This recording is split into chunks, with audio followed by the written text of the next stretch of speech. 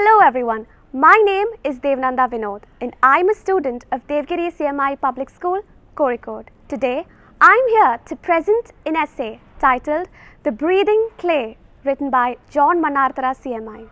In Greek mythology, there's the story of Sisyphus. As a punishment, he is condemned to the futile labor of rolling a rock up to a mountain top, only to have it rolling back to the bottom every time he reaches the top. A similar story is found in Kerala's Treasure of Myths. The myth tells us of the insane Mannarathara, whose favorite pastime was rolling a big stone up to a nearby hill and, on reaching the top, kicking it back down, laughing and clapping his hands.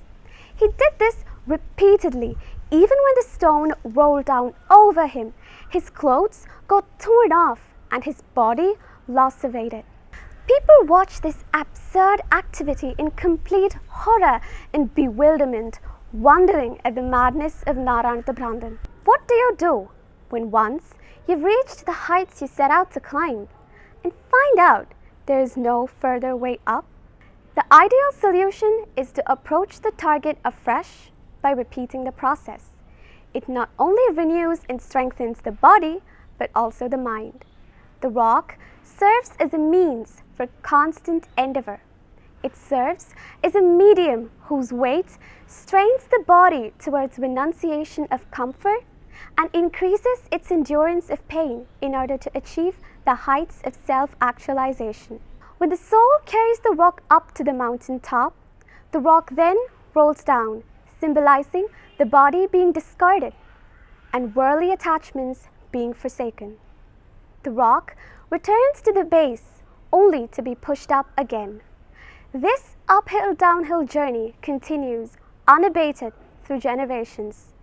It's a process that shows the struggle of the person and the human spirit to achieve perfection. Sannyasa, asceticism, is just that, an uphill-downhill journey.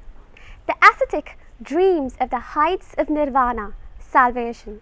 As he reaches the peak, the rock of desires rolls away.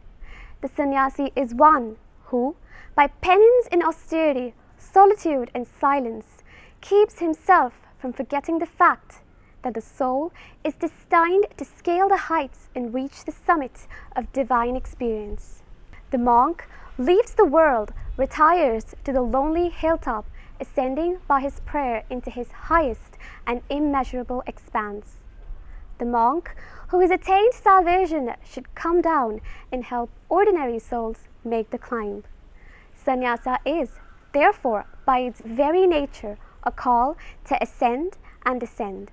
C.S. Lewis, in his article Incarnation, says, "In this descent and reascent, everyone will notice a similar pattern, a thing written all over the world. It is the pattern of all vegetable life. It must belittle itself into something hard, small, and death-like. It must fall to the ground. Thence the new life reascends." This is the pattern of all animal generation too. There is descent from the full and perfect organism to the spermatozoon and ovum.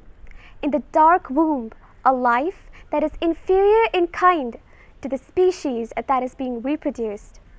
Then the slow ascent to the perfect embryo, to the living, conscious baby, and finally to the adult. So, it is in our moral and emotional life too.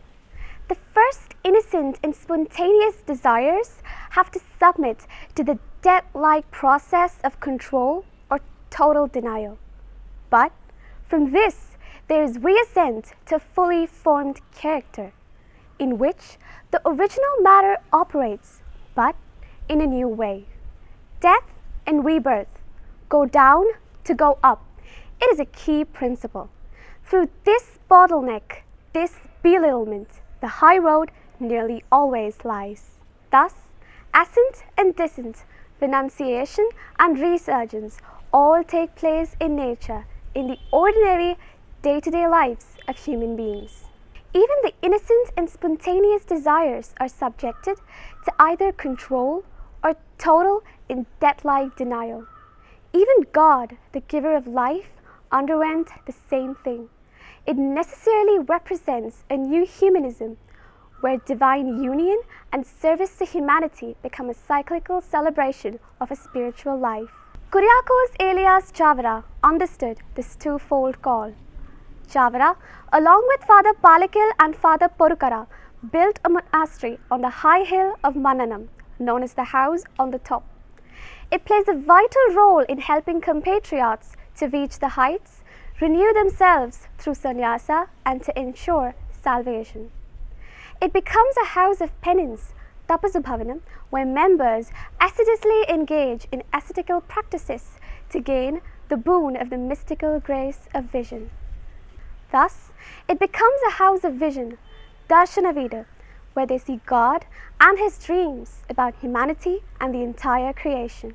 Atmanutapam, compunction of the heart, bears witness to Chavara's inner journey of repentance in the Tapasubhavanam. It is his inquiry into his spiritual position and status before the Lord. Who made you a priest? Who made you a prior? What are your credentials to deserve these?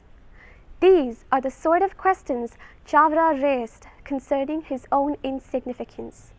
He demonstrates how a poem can be used as a tool to chisel and polish the soul in prayer and repentance. Atmanutapam is the acknowledgement of his unworthiness expressed in the form of confessions. It is a poem of lamentations of a repentant soul. Chavara, in recognition of his standing before God, bursts into tears in complete remorse. His soul stands naked before God, shorn of all vestments of ego and vanity.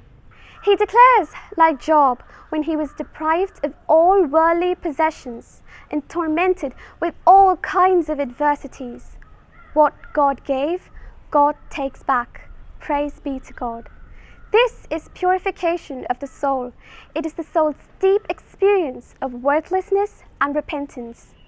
It is the experience of the truth that the human being is merely perishable clay that breathes undeservingly the breath of God. An exemplification of this is Surya Krishnamurti's drama Dirgha Chaturam, the Rectangle, which was staged throughout Kerala. It's about a wayward past that keeps returning to the perpetrator's mind to torment him during critical moments of his life. The drama unfolds in the form of a television interview. A musician, Swaminathan, who was awarded the Bharat Ratna honor, is led to recall his past, especially his ascent to the summit of fame. In his climb to the top, he uses several innocent people and discards them later. He is compelled to review his actions and to see the discrepancy between his actions and words. In the course of the interview, he becomes guilt-stricken. He owns up, repents, and ultimately renounces the national honor. The probing questions that are put forward turn out to be a spiritual needle that pricks deep and sensitizes his numb conscience. The interview can be seen as a confrontation with conscience or a confession made to the Lord by the sinner. David recounts his sins and repents before God. His prayers of repentance become the Psalms. Chavara feels sorry for the sins he committed, if any, and repents before God. His lamentations become Atmanutapam. Chavara climbs up a mountain to encounter God and, as a result, comes down to his knees in penitence. This is in fact Chavara's route to sainthood. His legacy to this generation and the future ones is a holy life of atonement expressed in poetry suffused with the breath of God. Thank you.